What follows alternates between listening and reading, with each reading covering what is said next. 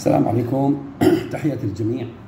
طبعا في ظل الانفتاح الواسع الذي تعمل عليه الدولة السورية وكذلك الدول الغربية وخاصة أمريكا وفرنسا، تأتي زيارة وزير الخارجية أسعد الشيباني إلى فرنسا، وذلك لبحث نقاط عديدة تشمل عملية الاستقرار في المنطقة وخاصة سوريا، بما أنها تمثل العمق الاستراتيجي والبعد الجيوسياسي في المنطقة برمتها، لأنه من المتعارف سياسيا أنه من يسيطر على سوريا يتحكم بأمور المنطقة كاملة.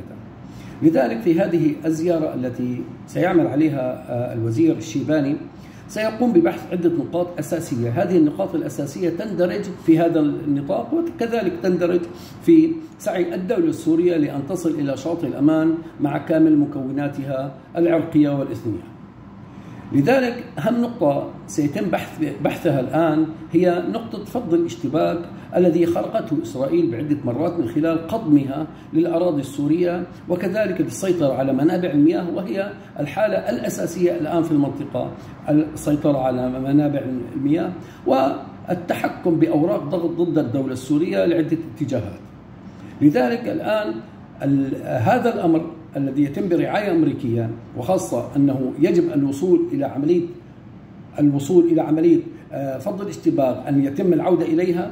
هذا أمر هام جدا، لأن إسرائيل هي من تخرق، ولكن إسرائيل شروطها وطلباتها التعجيزية وخاصة بما يتعلق بالجيش السوري العقائدي وغيره هي التي تنذر بمساوئ خطيرة في المنطقة.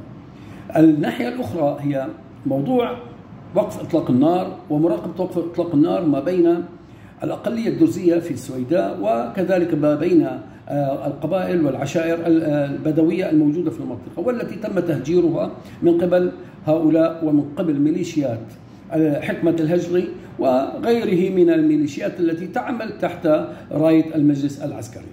لذلك المسؤول عن عملية عن هذه العملية بمراقبتها هي الدولة السورية بالأصل ولذلك يجب وضع خطوط وحدود أساسية لعملية وقف إطلاق النار والمراقبة ومن الذي يخترق، ويجب معاقبة من يخترق تلك الأمور، وخاصة أن حكمة الهجري وميليشياته وفصائله هي التي خرقت وقف إطلاق النار وقامت بالاعتداء على عناصر وزارة الدفاع والأمن العام وكذلك على البدو أنفسهم. لذلك يجب وضع نقاط أساسية وتحديد مسؤوليات ووضع بعض العناصر سواء كانت العربية أو الغربية لمراقبة وقف إطلاق النار ما بين الطرفين.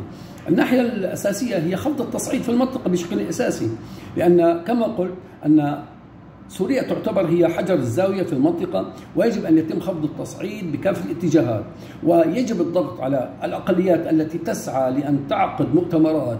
هذه المؤتمرات تدعو إلى إما انفصال أو تدعو إلى إدارة ذاتية مستقلة، وهذه ليست من مصلحة الدولة السورية برمتها، وليست من مصلحة العالم والدول الغربية التي تعلم جيدا عملية الانفصال وماذا تؤدي وإلى أين يراد الوصول بها.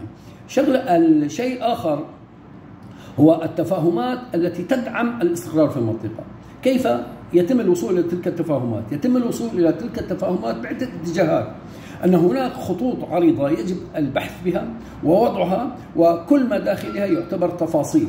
هذه التفاصيل هي التي تدرس، وبالتالي عندما يتم تأزيم الوضع في سوريا فإن هذا يندرج على لبنان، ويندرج كذلك على العراق، ويندرج كذلك على بقية المناطق التي في الجنوب السوري كالأردن مثلا، والذي تسعى من خلاله سواء كانت السويداء أو ميليشيات حزب الله وإيران من اختراق حدود الأردن والتأثير على القرارات الأردنية. بشكل عام نحن نرى أن هذا الأمر جيد، والزيارة يجب أن تتم بشكل أساسي. شكرا لكم.